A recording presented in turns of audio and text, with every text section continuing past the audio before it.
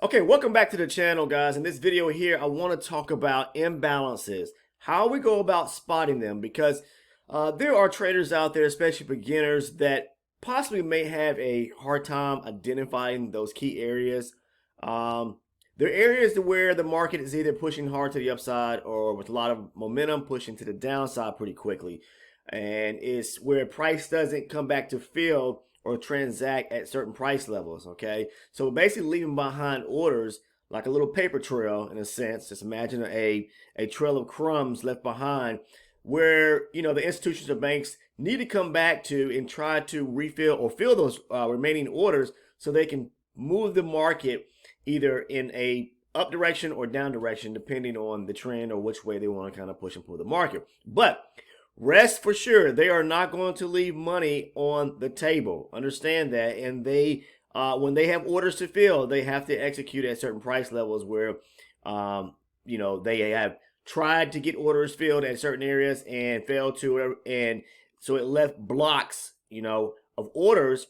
Just imagine that. I'm talking about actual blocks of orders at certain price levels. Okay, so basically you're going to see what I like to classify maybe as, I stated, as a gap, but they are really imbalances, okay, between price levels. All right, so those are orders resting at certain locations to where the market hasn't quite come back to, or because it pushed away pretty quick from the area, and it needs to come back to so that the market can transact, or the banks and institutions can transact at certain price levels. Okay, so I'm just going to run you through and show you an example.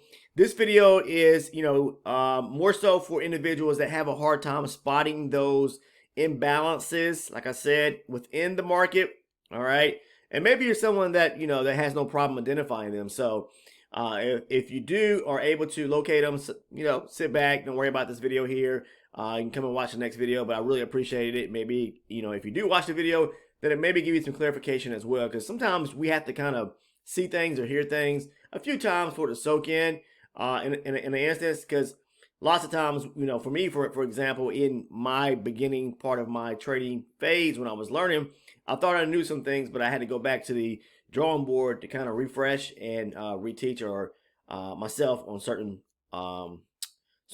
elements of trading or concepts. Okay, so this, I'm not gonna say style trading, because I trade surrounding supply and demand, but looking for those imbalances and where they rest in the market is really what helps me classify a high probability setup versus a low probability setup. But so let's talk about that right now as far as the imbalances. I'm going to show you basically an example here, so pay attention.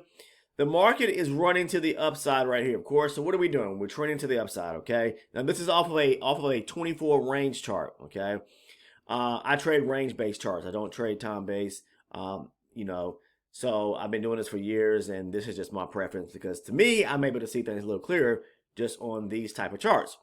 But what we have are multiple highs being created by higher lows, okay, as the market runs to the upside. All right, so I want us to pay attention to this area that I'm going to mark right here.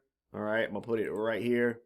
All right, that's going to be a demand zone. Some people may call it an actual order block. Same thing, doesn't really matter. But what we're trying to focus in on is to see, are there imbalances where price comes back at certain areas. So take a look here. When price made this push to the upside, I'm going to grab this arrow line here. Push to the upside, pulls back. Higher high, higher low.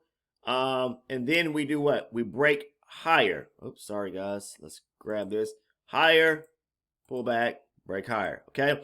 So we are basically breaking structure to the upside, okay, in a trending direction where we're making new highs, okay? And that's the thing. When it comes to trading supply and demand, it works best more so in trending markets. Not to say you can't trade it within ranges, but it's easier to visualize or see areas of supply or demand, when the market is moving in one particular direction, either making new highs or making new lows. And that's what we're looking for when we're trading supply and demand, is a new high to be created, in that case, which will leave behind an area of demand, or a new low to be created when price is trending to the downside, in which case we'll leave an area of supply. All right. And in many videos I always talk about kind of the step-by-step breakdown or rules that I go by, which help me identify key zones. First of all, I need to see a break of structure, okay? All right, I'll say that again, a break of structure. Secondly, I want to see a pullback to once we break structure, either to a demand or supply area, okay? And those areas are demand, aggressive buying areas. Supply, an area where price is moving hard to the downside, so we have a lot of selling activity going on, all right? Those are things that I need to really see. But one of the biggest parts of it all that draws or puts the whole puzzle together is I prefer on high probability setups, which I look for, is to see an imbalance resting back at the area of demand or supply, okay? That tells me that we are, for one, making a new high, breaking structure. The market is wanting to move higher, all right? Leaving behind areas, okay, a demand area where a lot of buy-in came out of, which allowed for that break of structure to the upside, okay? But imagine the fact is that where there's an imbalance where price pushed up and didn't come back to that actual demand zone. So there's an area there where there's a, I'm not gonna say void, but there's a gap in between price, in between the candles. That's an area to where there were orders resting, but they just didn't get filled. Okay, so you have to think logically speaking, price is going to want to come back to those areas, and I'm going to show you, those areas in between candles right now, and then we're just going to kind of give you a quick rundown of a setup here, okay, and how I actually go about classifying key areas and identifying, demand zones, okay, in this case here, because this is a demand setup, all right, and you just flip it when you're looking for a supply zone, okay, so pay attention. So let's take this for instance right here. Price pushed up, made this high here, it pulls back, all right, and then what does it do? It breaks structure to the upside right here, right? Okay, so I'm going to blow this up so you can see the imbalances. Some people have a hard time, and they've asked me many times, well, what do you mean like an area of an imbalance? What do you mean by a gap? Okay, like I said, it's just an area between one candle and the next candle in between price where price didn't come back to that candle above or below, whatever the case is, depending on how the market is moving, and pretty much tap back in to an area where it needs to fill orders at, okay? All right? So where orders are resting at in a sense, okay? So in this case here, because we have the market moving higher, look, it pushes higher, it breaks structure right here above 40, 31 and a half. But look at this ride to the upside. This big momentum shift to the upside. What do we see taking place right there, okay? So look, if I grab the arrow line, sorry about that, guys. As price broke higher, we saw an imbalance as price broke above this red candle here to the upside. So it broke here. It didn't immediately come back down to that area. So we have an imbalance right here, right here. Basically, just imagine it in your mind as a gap in between areas of price, okay? And within those areas are going to be resting orders, okay? Or orders that they market or that the bank's institution were trying to fill, okay? So the next candle that breaks this candle to the upside is this one here, all right? So right above that candle there, this candle breaks right above it, okay? Did it immediately come back to this candle here? No. It did on this break to the upside. The next candle above came back right here. So we still have a small little area of imbalance in between the top end of this candle, the break of that candle, and this candle here, which brought price back, okay? But we still got a imbalance right there. So the break of this next candle right here was this candle with this candle right here, okay? So we put a little line right here, okay? This candle here, which broke above this last candle right here, at the break of this candle, when it finally closed it to the upside, did it immediately come back to it? No, the next candle that formed came back, okay? So right here, we got another little imbalance. So just imagine in between areas where candles close, are there spaces to where price didn't come back and tap back into the previous candle, okay? Which means if it does not, it's leaving behind an imbalance, a gap that needs, where orders are resting at, where the banks, institutions need to kind of come back to and try to fill those orders, okay? So they can keep the market moving in a certain direction, all right? So then, market, pushes higher. And look what happens after we break structure. What do? They come back and pull the market back to start filling in those areas of imbalance, okay? so they can fill those orders. And when they start filling those orders, what do? So basically in this case here, they brought price back down to this area of support right here, and didn't quite bring it all the way back down to the area of demand. So, you know, for me, being a supply and demand style trader, I probably would have missed this opportunity right here because I primarily don't trade support and resistance. But people that do, you know, you could have done okay on this trade here because you would have got in and at the rejection, taking it back up and broke this high right here above 4,043 and say a quarter, okay? But all I'm trying to point out here is the term, the idea of where price likes to come back and needs to come back to fill orders where there are resting imbalances within the market, okay, between price levels, all right? So price pushes up here, okay, pulls back, and then boom, we break higher and do what? We make a new high, all right? So price makes this new high here, but look what happens. You see all this aggressive buying in this area right here, okay? So price high, pulls back, breaks higher, pulls back, breaks higher, okay? So you have to think to yourself, where is the area that you're going to be looking for once you get a breaker structure? Because we got a breaker structure when price broke above this area right here, okay? So price breaks higher, pulls back, and then we get another break to the upside, all right? So once we get the breaker structure above this area here, I'm looking for this. I'm keenly looking at this area of demand. Very, very interested in this area. One, because look, when price broke structure as it made, so basically pushed up, pulls back, breaks higher, made this move to the upside. Look, it left behind those areas of imbalances in between price. In between those candles, okay, there were orders that are resting in a sense, okay? So as price broke above one candle after another candle and didn't come back, all right, to tap back into those orders, it just kept moving to the upside. So take a look.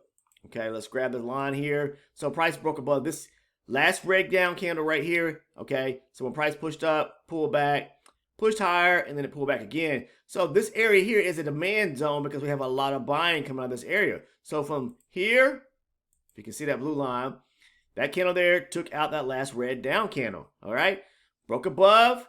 All right, and price didn't immediately come back and fill tap back into this where this arrow is. Okay. Breaks higher. The next candle does come back a little bit, but we still have a little imbalance right there. All right. So this candle here was taken out by this candle here. All right. Didn't immediately come back to this arrow line here. So there will be a, just say for instance, a line right here. Candle broke above, comes back a little bit. This area right here. So if you imagine as the next candle that breaks above the previous candle to the it moves higher to the upside and it doesn't immediately come back to that candle, look, those are areas, like I said, are imbalances. So you know, price is going to want to fill those areas. Okay, so it pulls higher. I'll mark my demand zone right here. When price comes back and taps into that area of demand right there, I'm interested. One, because we got a breaker structure to the upside. Okay, all right. It pushes up, pulls back, breaks again. So I'm interested in this area right here because we actually have a key area of demand, where meaning price pulls, when it pulled back here, it pushed up. So there was a pullback and then it pushed higher to break structure. So that's what I'm looking for, okay? So we got this aggressive buying with those imbalances. And look what happens when price retraces back to that zone there, all right? Look, we filled in the imbalances that I was showing you right here. Those areas in between one candle and another candle that where price didn't come back to retest the prior candle in a sense, okay? Basically where those orders resting at. So eventually it does. After it finally makes another run to the upside, it starts making lower lows, lower highs, retracing back to the zone, filling in the imbalances right here, taps into our demand zone.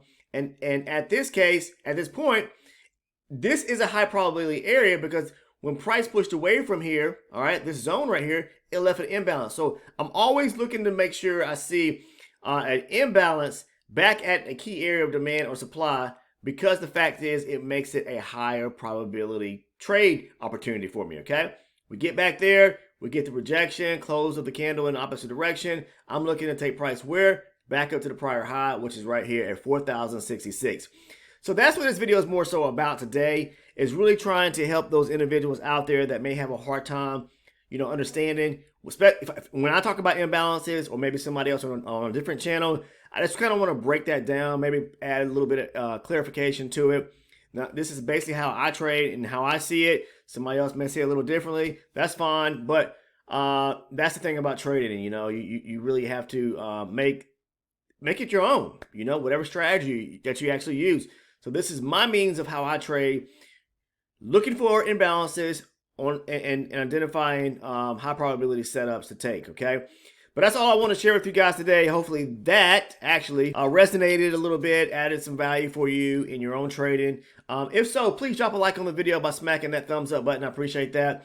As well, if you are not a current subscriber, please take the time to go ahead and click on the sub button down below, that red button. Next to it, click on the bell, and please turn your post notifications on so you never miss one of the uploads here on the channel. If you are someone that's interested in joining our Discord, please find the link down in the description portion of the video.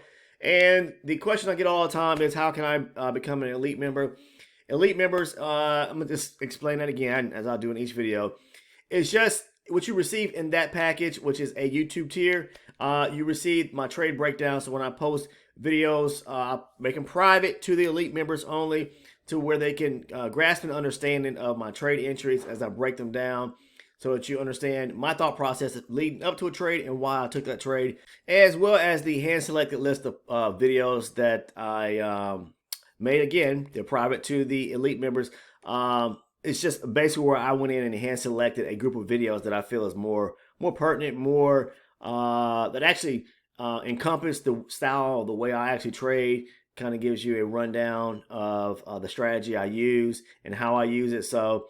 And I go into detail about, certain things in those videos. So anyways, I appreciate everyone who has or at this time become an elite member. I appreciate that. Basically, you're supporting me as a content creator. I'm pushing this information out.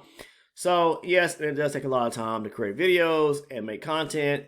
So hopefully everyone out there appreciates it. But again, if you're interested in becoming an elite member, just click on the membership tab on the YouTube homepage. And there's probably a link to it on any video here on the channel as well. And you'll see there's 2 tiers. Again, the elite member is $6.99 a month. I mean, yes, a month. That's it. The price of what most people will pay for a cup of coffee on a daily basis, or they probably pay more. But you get I feel like a lot of value out of the videos. But if anything, if nothing else, it kind of walks you through my mindset of how I trade and why I trade the way I do, and take the trades that that I see that unfold for me. So outside of that, I appreciate you tuning in and watching today's video. Again, hopefully that you understand a little bit more about imbalances within the market, or that are resting within the market, and what they're all about. Okay, so appreciate it. Take care. See you guys in the next video, and goodbye.